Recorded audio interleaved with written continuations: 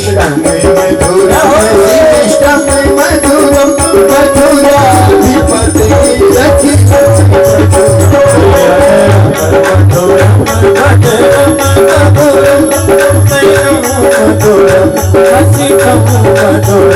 देता मधुरा मधुरा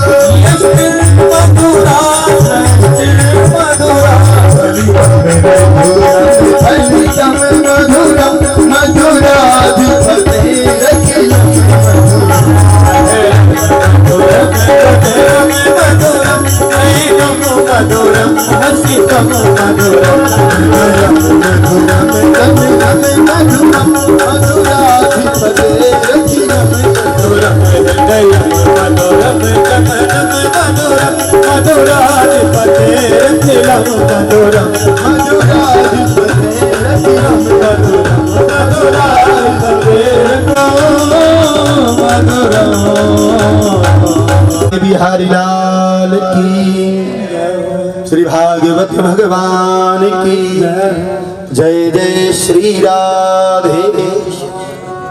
क्या है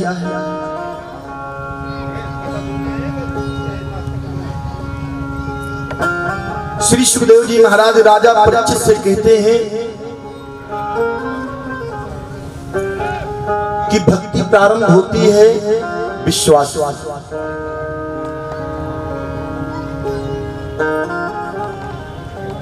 जब तक मन में विश्वास नहीं है,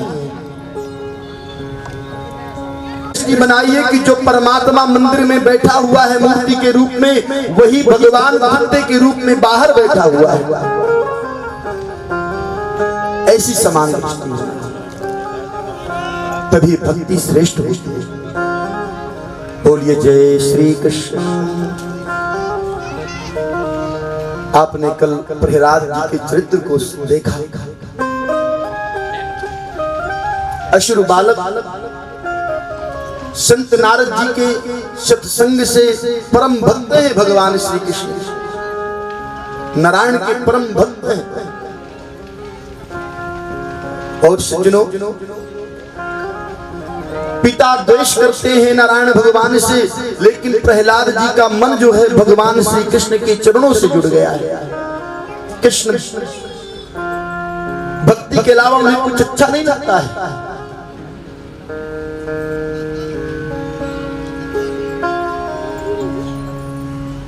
भगवान नरसिंह अपने भक्त प्रहलाद की रक्षार्थ खंभे से प्रकट होते हैं। प्रहलाद जी कहते हैं प्रभु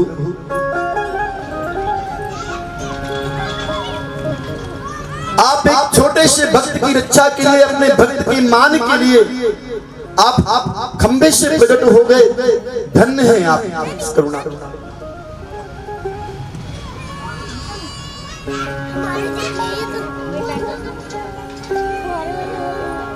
भगवान अपने भक्त का मान रखते हैं। भगवान अपने मान की परवाह नहीं करते। अपना मान भले घट जाए पर भक्त का मान न घटते देखा। हिरण्याकश्यप ने कहा बताओ तेरा नारायण कहाँ है? छोटे से नन्हे से भक्त प्रहलाद के मुख से निकल गया पिताजी सर्वत्र परमात्मा का वास है। ऐसी संसार में कोई वस्तु नहीं है, ऐसी कोई चीज नहीं है जिसमें परमात्मा ना हो। विनाश काले विपरीत बुद्धि हिरण्याकश्यप के दिमाग में आ गया। सामने खंभा था, बोला इस खंभे में भी एक छोटे से भक्त प्रहलाद के मुख से निकल गया हाँ पिताजी। तो सज्जनों, भगवान ने अपने भक्त प्रहलाद की मान बढ़ाने के लिए खंभे से प्रकट हो गए नरसिंह देव जी के रूप में। बोलो नरसिंह भगवान की। आपने कल श्रवण किया है इस कथा को।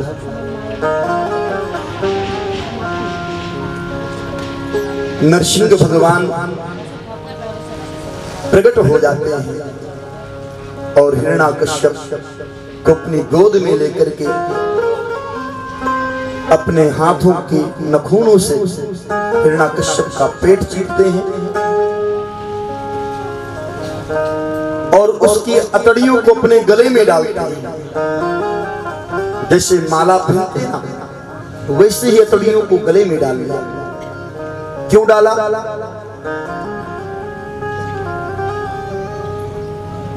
भगवान नरसिंह देव जी ने इसलिए उनके तड़ियों को अपने गले में डाला कि ये भक्त प्रहलाद का पिता है।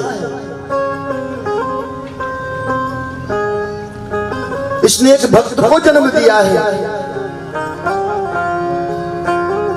और इसने मुझे भजा है, भले ही द्वेषवश क्यों ना भजा हो, लेकिन भजा है।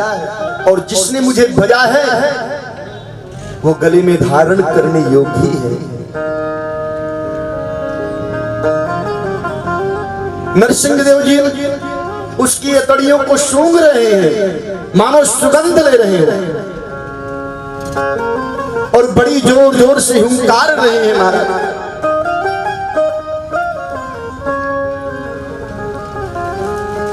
आंखों से अग्नि की ज्वाला निकल रही है। नरसिंह भगवान के मुंह से हुंकार रहे हैं, बड़ा क्रोध कर रहे हैं।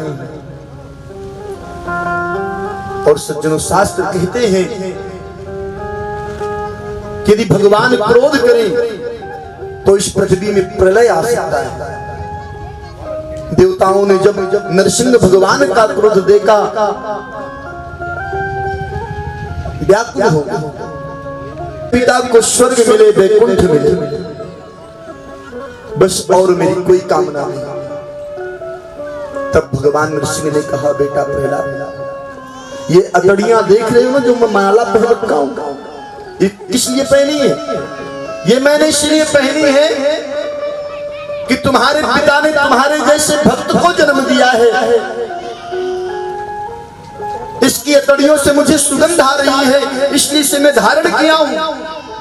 और रही बात मुक्ति की, तुम्हारे तो 21 कुल के लोग तर गए। 7 कुल पिता पक्ष के, 7 कुल माता पक्ष के और 7 कुल ससुर पक्ष के 21 पीढ़ी के लोग तर गए। तुम्हारे पिता की बात करते हो, पिता तो तुम्हारे वैसे ही तर गए। प्रहलाद जी भगवान नारायण के चरणों में बड़ी सुंदर स्तुति की। भगवान नारायण प्रहलाद को भक्ति का वरदान दे करके अंतर ध्यान हुए। नरसिंह देव जी बोलो नरसिंह भगवान की जय। ये कथा आप लोगों ने कल श्रवण की थी।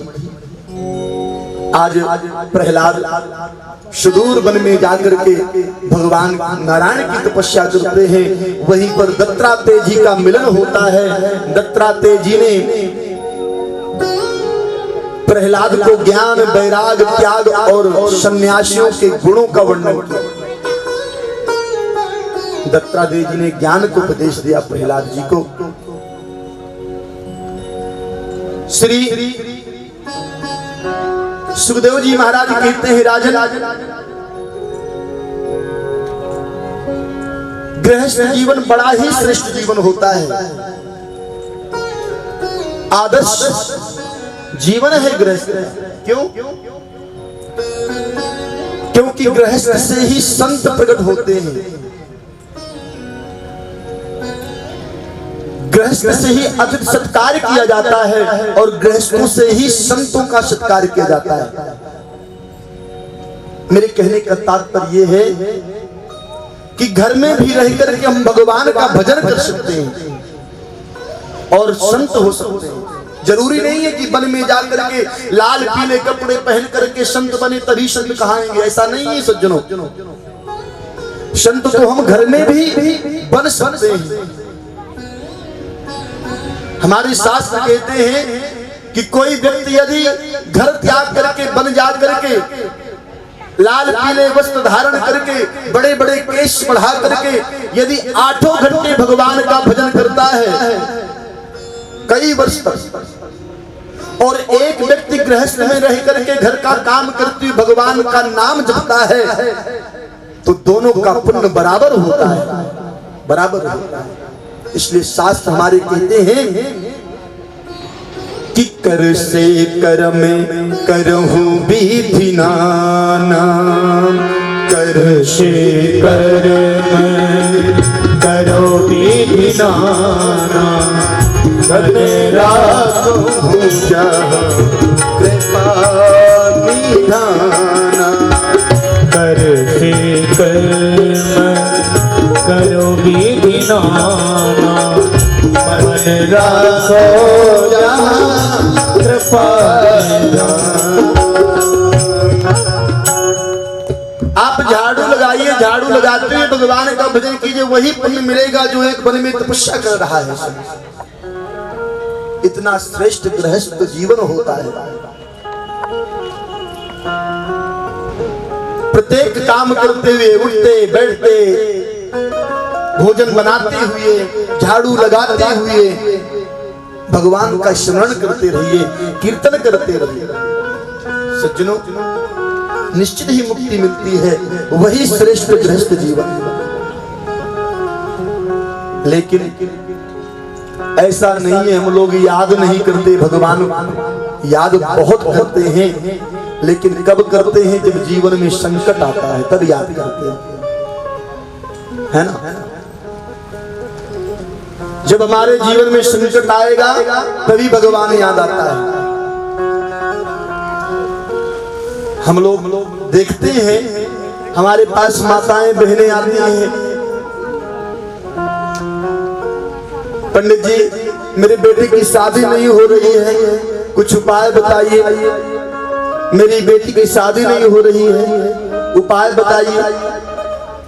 और जब तक बेटे बेटी की शादी नहीं हो जाती ना, तब तक खूब भजन करेंगे महाराज, तरह तरह के अनुष्ठान कराएंगे।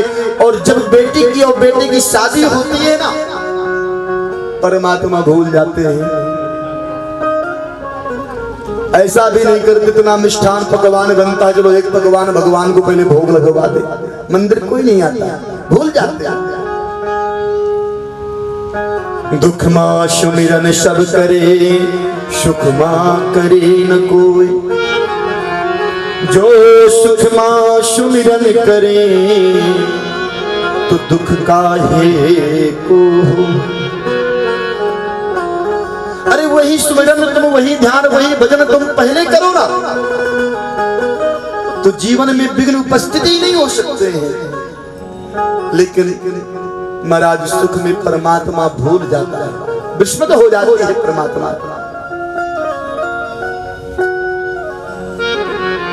बढ़िया नाच गा रहे हैं, हंस रहे हैं अपने परिवार के साथ में, जैसे ही कांटा चुहा हमारे पैर में भगवान याद आ जाता है।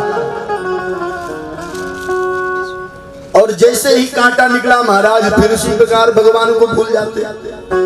तो ये बताइए, क्या भगवान दुख में ही भजने योग्य हैं? भगवान कहते तुम मुझे प्रत्येक परिस्थिति में पुकारो ना, प्रत्येक परिस्थिति में याद रखो ना। सुख जब आता है तो संसार याद आता है, दुख आता है तो परमात्मा की तरफ भागते, तो परमात्मा भी पीछे हट जाता है। इसलिए प्रत्येक परिस्थिति में उठते चलते फिरते गाते हर समय परमात्मा को याद करनी चाहिए। सज्जनों, यहाँ पर एक प्रसंग कहते हैं, श्री सुखदेव जी महाराज गजमोक्ष की कथा सुनाते हैं। एक त्रिकूट नामक पर्वत है, उस पर्वत में एक गजराज रहता है, हाथी रहता है। ये कथा हम सब जीवों की कथा है। इस शरीर को ही त्रिकूट कहा गया है। ये हमारा शरीर त्रिकूट से बना हुआ है। त्रिकूट कौन है? सत रज तम, ये 3 कूटों से इस शरीर की रचना हुई है, और इसमें जो रहने वाला जीव है वही गजराज है।